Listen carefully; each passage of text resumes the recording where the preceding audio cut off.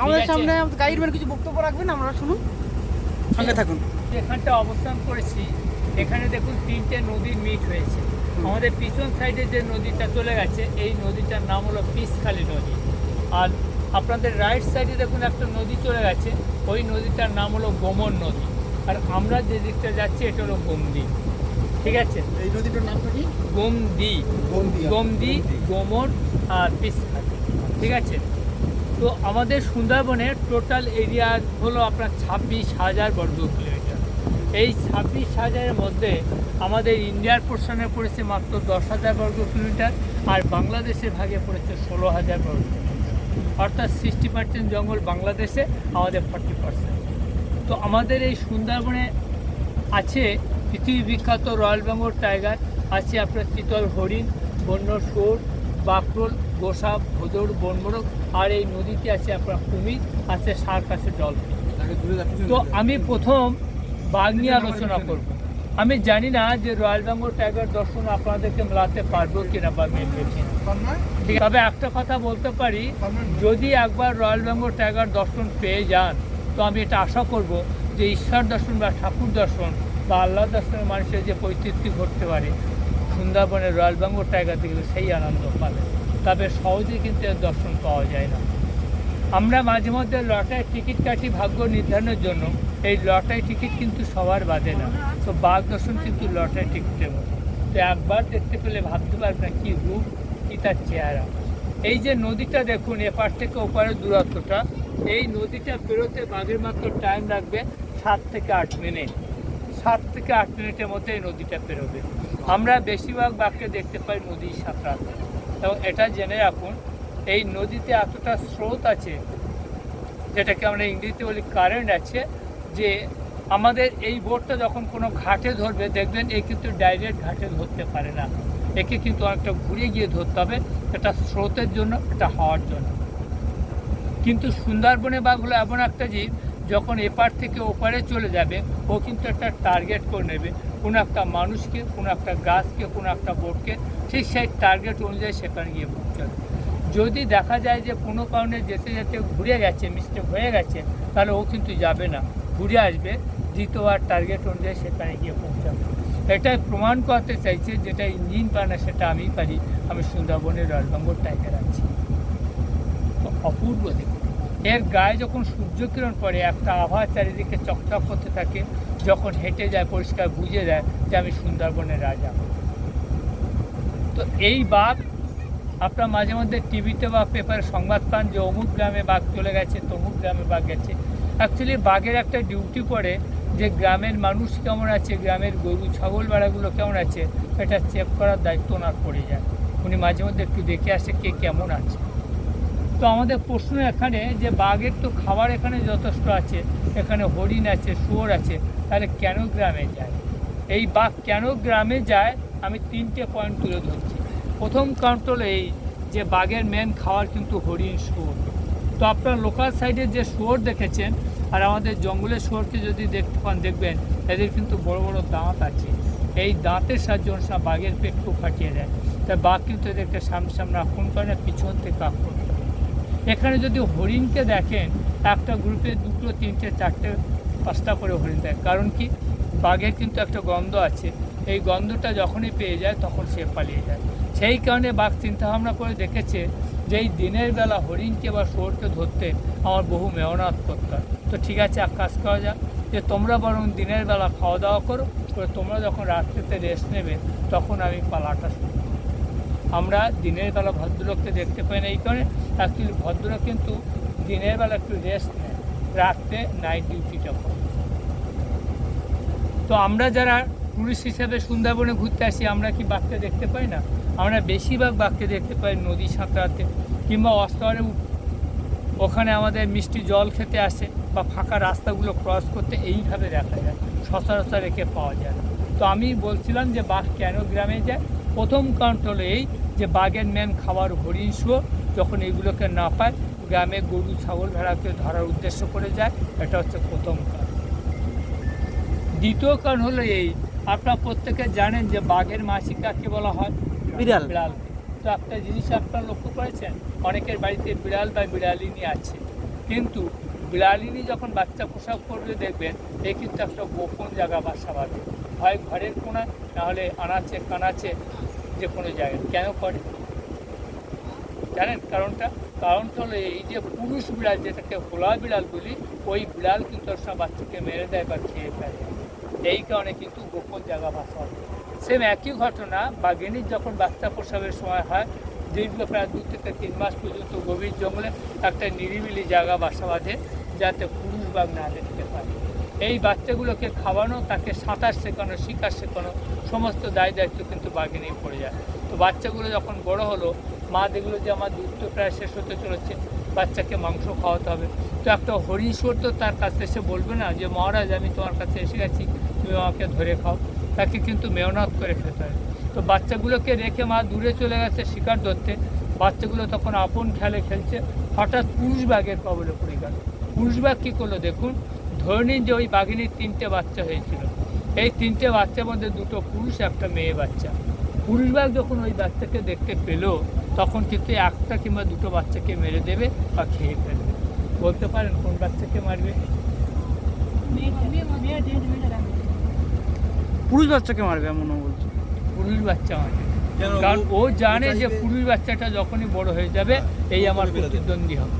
ঠিক আছে, এই জন্য কিন্তু পুরুষ বাচ্চা দেখে মারবে, যার জন্য বাঘিনী কিন্তু গোপন জায়গা বাসা বাঁধে যাতে পুরুষ বাঘ না দেখতে পায়।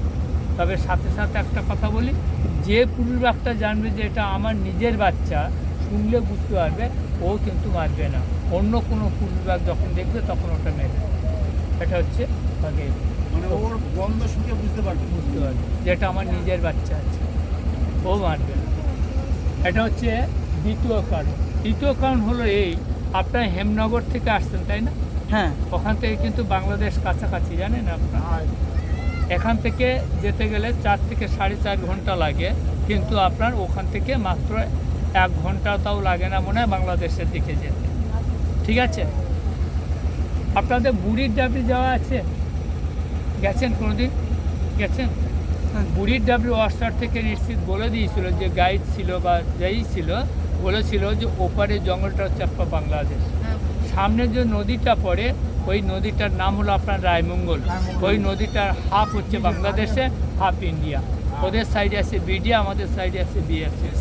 ঠিক আছে, তো অনেক সময় বাঘ এপার ওপার পেরিয়ে যায়, কারণ বাংলাদেশেও কিন্তু প্রচুর বাঘ আছে, ইন্ডিয়া বাঘ আছে।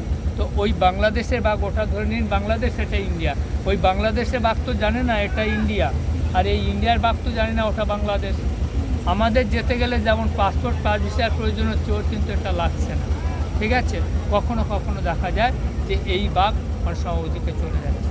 ওরা তখন বলতে চাইলো যে আরে বাবা তুই তো বাংলাদেশের বাঘ, তুই বাবার কেন ইন্ডিয়া এসে দখল করলি? আপনারা নিশ্চিত দেখেছেন যে এক জায়গার কুকুর যখন আরেক জায়গায় চলে যায়, তখন কিন্তু তাদের মধ্যে বিশ্বযুদ্ধ শুরু হয়। ওরা জানে এটা এখানকার কুকুর নয়, বুঝতে পারছেন? তো এখানে অনেক সময় ওই বাঘ যখন এসে গেল, এরা যখন জায়গা দিতে না চাইল, অনেক সময় ওই বাঘ কিন্তু আমাদের দখলায় চলে গেল। এমনি করে বাঘ আমাদের গ্রামে আসে। এবার বলি বাঘের মেন খাওয়ার হরিণ, শুয়োর। যখন এগুলোকে না পায়, এই নদীতে প্রচুর মাছ আছে, কাঁকড়া আছে, মাছ কাঁকড়া খেয়ে জীবিকা নির্বাহ করে। যখন এগুলোকে না পায়, অনলি সুন্দরবনে বাঘ হচ্ছে সেই বাঘ যে মানুষকে ধরে না। আমি জানি না যে আপনার আসা যাওয়ার পথে গাছের গায়ে কোনো লাল কাপড় বা মালা বাঁধা অবস্থা দেখেছেন। এটা দুটো অর্থ আছে। যদি দেখেন কোনো গাছের গায়ে লাল কাপড় বা মালা বাঁধা থেকে থাকে, সেখানে যদি স্বস্তিক চিহ্ন বা ওম চিহ্ন আঁকা থাকে, তাহলে এটা বুঝবেন যে এটা বনবিবিকে পূজা দিয়েই জঙ্গলে গেছে। আর অনলি যদি লাল কাপড় বা মালা বাঁধা থাকে, তাহলে বুঝবেন যে বাঘ এখান থেকে কাউকে আদর করে তুলে নিয়ে গেছে, তার চিহ্ন। একটা গ্রুপে হয়তো যারা মাছ কাঁকড়া ধরা নৌকা দেখেছেন, হয়তো একটা গ্রুপে হয়তো 3 জন আছে বা 4 জন আছে। তো আমি ধরলাম 4 জন আছে, তো 4 জন জঙ্গলে গেছে মাছ ধরতে। বাঘ কিন্তু যে কোনো একজনকে নেবে। একজনকে যখন নিয়ে গেল, বাকি যে 3 জন থাকলো, তারা কিন্তু গাছে গায়ে একটা লাল কাপড় বা মালা বেঁধে দিল। এটা বোঝাতে চাইলো যে ঘটনাটা আমাদের ঘটে গেছে, তার থেকে তোমরা সতর্ক থাকো। ঠিক আছে, এবং বাঘ কিন্তু প্রতিনিয়ত ওখানে আসে, যার ফলে অন্যরা সিগন্যালটা দিল যে এটা ডেঞ্জারাস প্লেস, যেখানটা তোমরা এসো না। এখানে কিন্তু বাঘের উত্তর। এটা হলো প্রথম। দ্বিতীয় হচ্ছে বাঘ কিন্তু আপনার টেরিটোরিয়া করে রাখে, সেটাও আর কেমন জিনিস, যে একটা দ্বীপে একটা পুরুষ বাঘ থাকবে, তার সাথে তো একটা বা দুটো মেয়ে বাঘ থাকলো, কিন্তু একের বেশি পুরুষ বাঘকে থাকতে দেয় না। এই দ্বীপে যে পুরুষ বাঘটা আছে সে কী করলো দেখুন, সে একটা বড় গাছের প্রস্তাব করে দেয়, তার ফ্যামিলির একটা বন্ধ ছোট একটা আঁচড় দ্বীপ, এই বাঘটা ধরে নিন এখানে আসবে। ওই দ্বীপের পুরুষ বাঘটা যখন এখানে আসবে, ও চেষ্টা করবে যে এর উপরে আসানো যায় কিনা।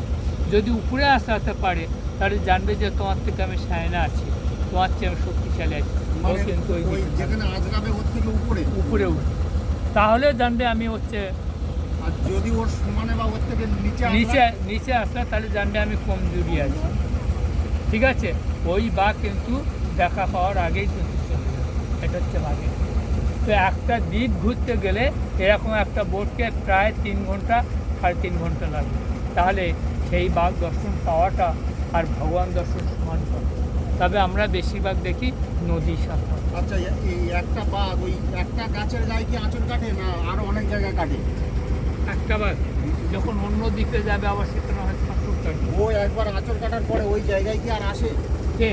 ওই বাঘ, যে বাঘটা আঁচড় কাটলো গাছের গায়ে, ও কি আর ঘুরে ওখানে আসে? ওই বাঘটা ওইখানটাই দখল করবে, মানে ওই তবে দ্বীপটা থাকে। থাকবে। কিন্তু যদি দেখা যায় যে অন্য বাঘ এসে ওর উপরে আছড়িয়েছে, তখন কিন্তু ও দ্বীপে আর থাকবে না। যে আমার উপরে মানে নিজেরা মারামারিও করবে না। মারামারি করবে না, অন্য দ্বীপ মারামারিও করে। এটা হচ্ছে ওর। একটা বা দুটো মেয়ে বাঘ থাকবে, মানে একটা দ্বীপে ম্যাক্সিমাম 3টে বাঘ থাকতে পারে। বড় জোর দুটো 3টে, মানে একটা পুরুষ বাঘ আর একটা কি দুটো মেয়ে বাঘ? ঠিক আছে।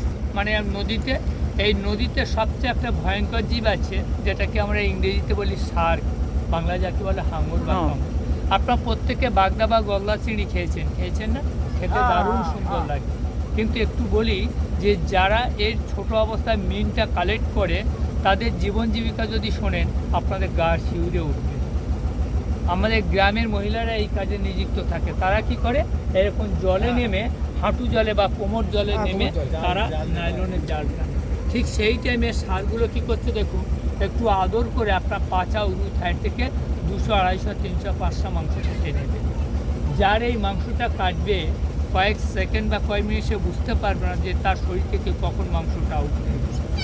জলটা যখন লালে লাল হয়ে যাবে, জলের উপরে যখন উঠবে, তখনই সে বুঝতে পারবে যে তার শরীর থেকে কিছু অংশ চলে গেছে। আপনার পরীক্ষামূলক দেখতে পারেন, এই নদীতে নামুন, আধা ঘন্টা থাকুন, থাকার পরে যদি আপনার একটা ধারালো অস্ত্র দিয়ে আপনার হাত বা পা কেটে দেওয়া হয়, আপনি বুঝতে পারবেন যে আপনার কেটে গেছে। এই নোনা জলে এমন একটা গন্ধ আছে, যখনই জল থেকে হাত কিংবা পাটা তুলবেন তখনই বুঝতে পারবেন যে আপনার কেটে গেছে। তো একটা মানুষের দেহ থেকে যদি 200, 250, 300, 500 মাংস কেটে নেয়, তাহলে তো প্রচণ্ড ব্লিডিং হবে। তো এই ধরনের লোকের চিকিৎসা কিন্তু আমাদের এখানে হয় না। এদেরকে কলকাতায় নিয়ে যেতে যেতে অনেকে রক্তশূন্যে মারা গেছে, অনেকে বেঁচে আছে। যদি গ্রামগঞ্জে আপনার খোঁজ নেন যে কামড়ে কাটা কেউ আছে কিনা, দেখবেন কারো পাছার থেকে, কারো উড়ু থেকে, থাই থেকে, কারো 2-3টা অংশও নিয়ে চলে গেছে, এমন নমুনা আছে। আমঝাড়াতে আছে একটা। বলছি তো, আমাদের পাখিরালা গ্রামেও অনেক ওটা কি কাটা বললেন? ষাট কামড়।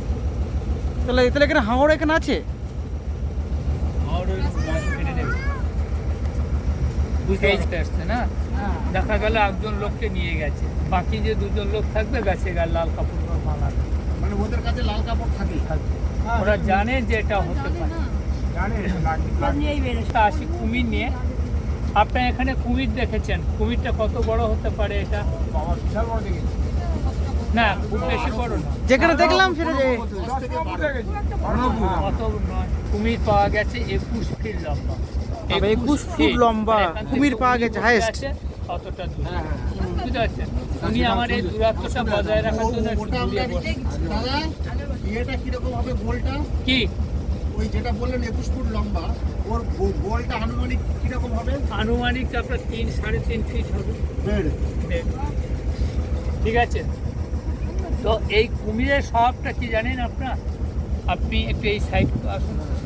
তো এই কুমিরের স্বভাব হলো, এরা কিন্তু একটু টাটকা মাংসের চেয়ে বাসি মাংস বেশি পছন্দ করে। ঠিক আছে। তো আমাদের নদীতে প্রচুর মাছ আছে, কাঁকড়া আছে। আমি জানি না যে কত বড় কাঁকড়া আপনারা খেয়েছেন। এই নদীতে এক একটা কাঁকড়া আছে 100 থেকে শুরু করে 1 কিলো 1.5 কিলো ওজনের কাঁকড়া আছে, এক একটা কাঁকড়া। মাছ আছে প্রায় আপনার 1 কিলো থেকে শুরু করে প্রায় 50-60 কিলো ওজনের মাছ আছে। কুমির মাঝে মধ্যে কিন্তু, বাঘ মাঝে মধ্যে কিন্তু মাছ কাঁকড়া খেয়ে জীবিকা নির্বাহ করে। কুমিরও কিন্তু এই খাবার। এটা হচ্ছে আমাদের আসছে সুদর্ণখালী খাল, সুদর্ণখালী খাল, ঠিক আছে। তো এই কুমির কি করে যে এরা টাটকা একটু বাসি মাংস পছন্দ করে। তো ওপারটা কিন্তু আমাদের লোকালিটি এবার শেষ হয়ে যাচ্ছে। তো লোকালয়ে একজন লোক হয়তো জাল ফেলে মাছ ধরছে আপনার হাঁটু জলে বা কোমর জলে নেমে, ঠিক সেই টাইমে মানুষের বসবাস শেষ যাব কোনো লোকালিটি দেখতে। মানে এখান থেকে এই যে ঢুকছে যেটা, এটা পুরো জঙ্গলি ম্যানগ্রোভ অরণ্য, জনবসতি নেই, কোনো লোকালয় নেই, গ্রাম নেই। যাক একটু শুনে যান, তারপরে কথা বলবেন। যত প্রশ্ন আছে করবেন, চেষ্টা করবেন তার উত্তর দিতে। তো এই কুমির কী করলো যে নদীতে একজন মাছ ধরছে, সেই মানুষটাকে কী করলো, তার পা কিংবা হাতটা ধরে নদীর মাঝে নিয়ে এলো। বলতে চাইলো যে চল তোকে একটু মামার বাড়ি থেকে ঘুরিয়ে নিয়ে আসি, ঠিক আছে। এই নদীর মাঝে টেনে নিয়ে তাকে জলের মধ্যে ডুবিয়ে ডুবিয়ে মেরে দেবে। যতক্ষণ পর্যন্ত নড়াচড়া বন্ধ না হবে ততক্ষণ তুলবে না। যখনই নড়াচড়াটা বন্ধ হয়ে গেল তখনই বুঝে গেছে কাজ হাসিল হলো। কারণ একটা জ্যান্ত মানুষ কতক্ষণ জীবিত থাকতে পারে যদি জলে ডুবিয়ে রাখে? 1 মিনিট, 1.5 মিনিট, 2 মিনিট, তারপরে নড়াচড়া বন্ধ হয়ে গেল। তখনই কি হলো যে সেই লাশটাকে আপনার উঁচু একটা চড়ায় তুলে তাকে মাটি কিংবা বালির চাপা দিয়ে রেখে দিল যে বাবা তুমি মধ্যে থাকো, তারপর 2 থেকে 3 দিন বাদে তোমার সঙ্গে দেখা হবে।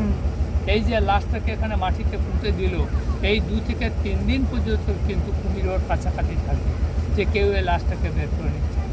তো কুমিরে এই স্বভাব সম্পর্কে নিজে নিজে গর্ত করবে, ওর লেজটা করাতের মতো ধার। আর এখানে মাটি আছে না, নরম মাটি, আপনি দাঁড়ালে আপনার হাঁটু থেকে কোমর সমানও বেড়ে যাবে।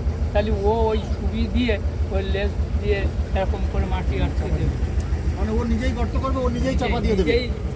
আর ওই 3 দিন যতদিন না খাবে ততদিন পর্যন্ত আশেপাশেই থাকবে, ওর আশেপাশে থাকবে, কেউ ওই লাশটাকে বের করে নিচ্ছে।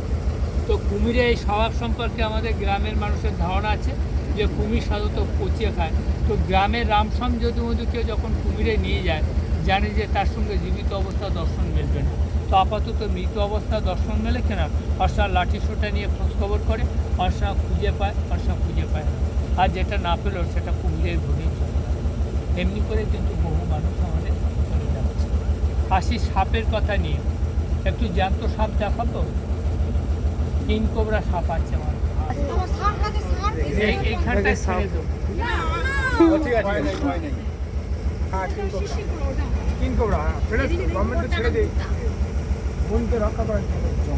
যাকে বলা হয় 100 বলেই ছবি।